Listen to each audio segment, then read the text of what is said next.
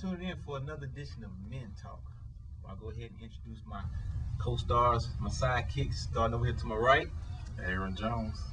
To my left. I'm Dean. How you doing? And today we got a special guest for y'all. We always try to do it big on every show that we ever do. I'd like to introduce the newly Dr. Fredrick D.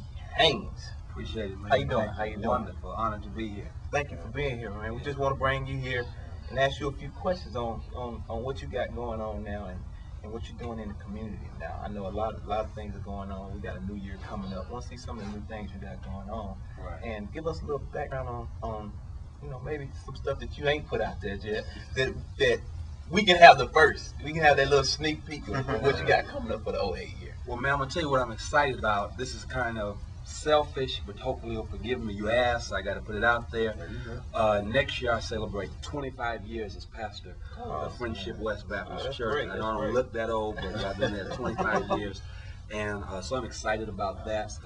And so we're going to have a big year where instead of focusing so much on me, I hope to focus the church's attention on what I'm about, what I've tried to accomplish, my sense of purpose and direction in life. So that we're gonna have coming through Dallas and through the church a number of persons from Al Sharpton, Frankie Beverly. Frankie Beverly will speak to my old school roots and love for doing something out of the box. I mean, a pastor bringing in Frankie Beverly, that's crazy. And then Al Sharpton speaks to the fact that we try to be socially conscious and speak to issues of injustice beyond the four walls of the church. So that's just an example. I mean, it's going to be a crazy year, and we're going to do some big things popping. Hey, and I noticed that now the church's been around about what, 31 years? And the church has been around 31 years. 31 years. Yeah. Yeah, I noticed that, and but you guys were a small church, pretty much. Now you're over what, like 9,000? Yeah, we're about 10,000 members. God has been good. That's great. That's great. And I noticed another thing, which kind of stood out to me, and just showed me what type of person that you were. You got inducted into the Martin Luther King. Back when was that? Man, that was a signal honor for me. I never went to Morehouse College, and so for them to honor me with what they call the Martin Luther King Jr. Board of Preachers Award. It's a phenomenal honor. He was a vicarious mentor for me, especially when I was in college. And as a consequence, I studied everything about him. As a matter of fact, my own sense of calling came from reading about his sense of calling.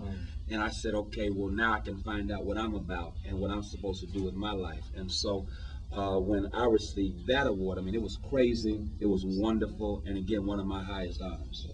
That's good. I have a question for you.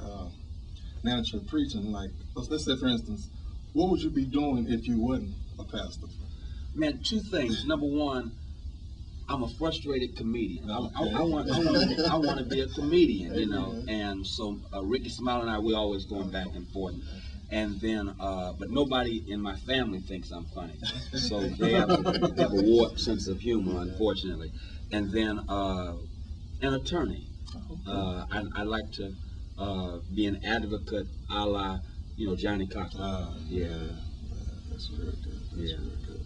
Now, for the people out there now, can you explain the Soul Fitness book? Thank you very much. Yeah, thank you very much. Let me just shameless plug. I am grateful to be a part of the #1 morning show, K104. And several years ago, when Skip Murphy gave leadership to the morning team, he called and asked me would I close out the early morning drive show with what he called an inspirational vitamin, which was a trip because it's like I'm on a hip-hop station and they want me to come right behind, hip-hop music with a message that speaks to, our generation. And so as a consequence, I mean, it was a wonderful honor. I told the people, okay, they're going from playing Jay-Z to hearing Fredrick D. We're waiting with Freddie. And so I was real excited about that.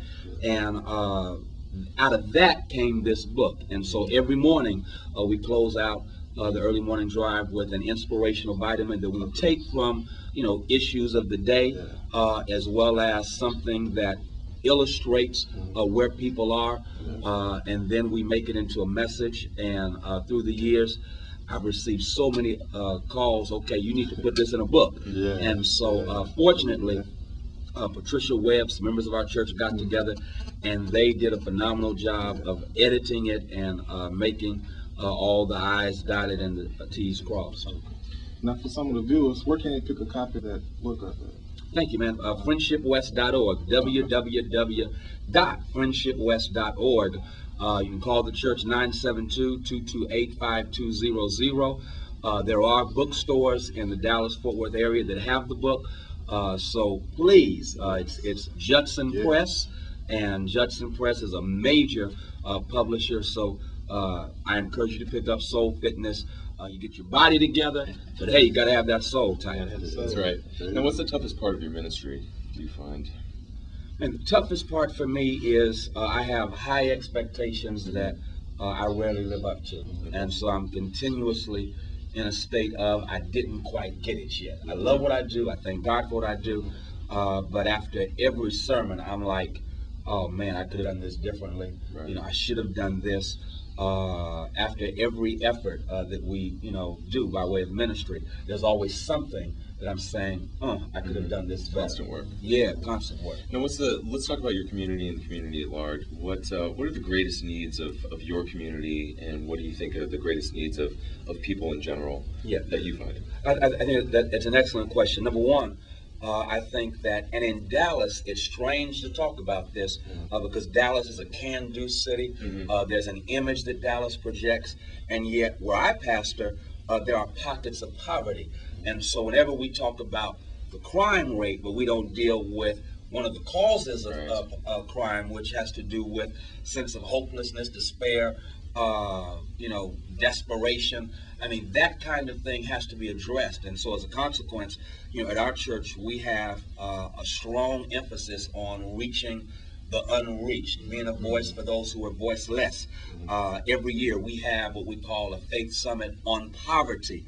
Ironically, that came out of our response to Hurricane Katrina, where our church became a 24/7, operation place. And so still to this day, we're assisting those who were forced to move here, and we have an office that is one-manned by a Katrina evacuee. And so she's doing a phenomenal job. She's full-time in her employment.